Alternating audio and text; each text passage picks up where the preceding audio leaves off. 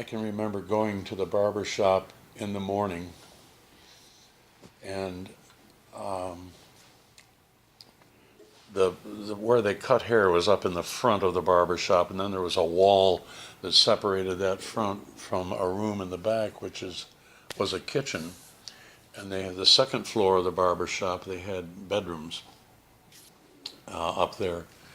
They also had another house in town, which was 2 or 3 blocks from where our house was. But sometimes they stayed at the barber shop, and sometimes they were at their other house. But I would go in there, and Grandpa or Uncle Tom would always fix me what I thought was the best breakfast in the world. Early in the morning after I'd been swimming, I would go in there, and they would give me Marianne gingerbread cookies. Marianne gingerbread cookies were cut and baked in the form of a Dutch girl with a windmill. I mean, that was the cookie. And I'd have 2 or 3 of those, a glass of cold milk, and a cold wiener. Hot dog. Yeah, Dad, we got it. Well, with the recent news and everything, I wanted to make it. That, and my mother finally found out that they were doing that, and she read them out, but I still got Marianne gingerbread cookies, milk, and wieners. The barber shop was one of the center focal points for my summer. That was a place I always knew who was there. I always knew what was going on. If I was in trouble, I would go to the barber shop. If I wanted some cold frankfurters, Marianne gingerbread, I would go to the barber shop.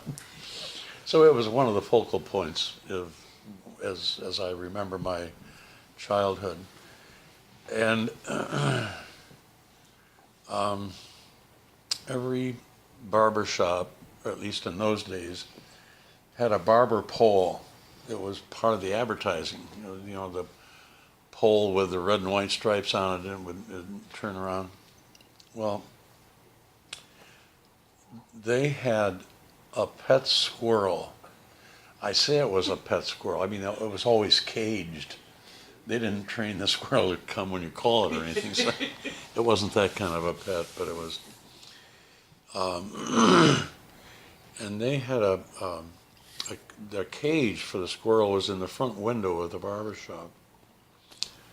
It was kind of like a bay window, and there was a shelf where this cage sat.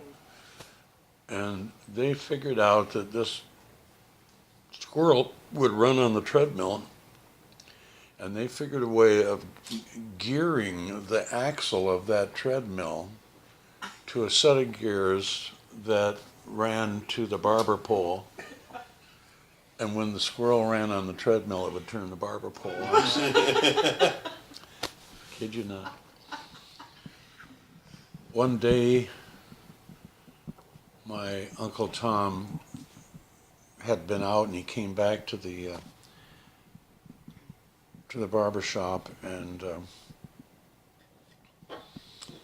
Grandpa had kind of a sheepish look on his face, and Uncle Tom said, "What's the matter, Cass?"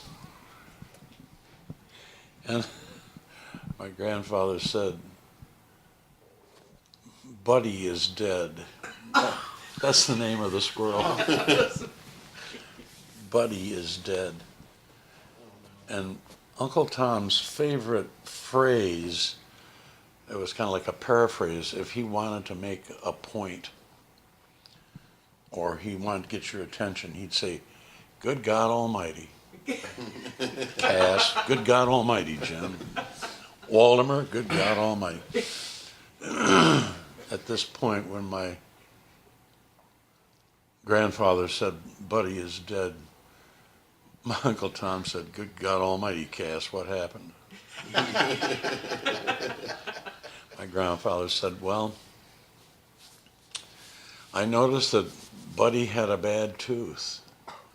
Uncle Tom said, How did you know that Buddy had a bad? Well, the way he was chewing the nuts, it just didn't look like he was favoring one side of his mouth when he chewed the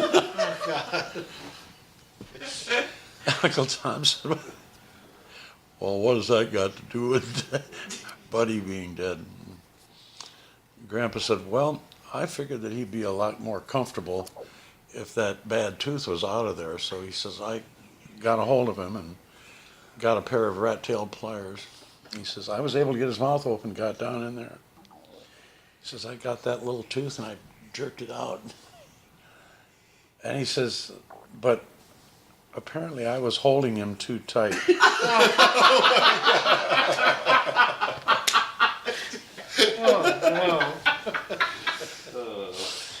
So, Buddy got choked to death.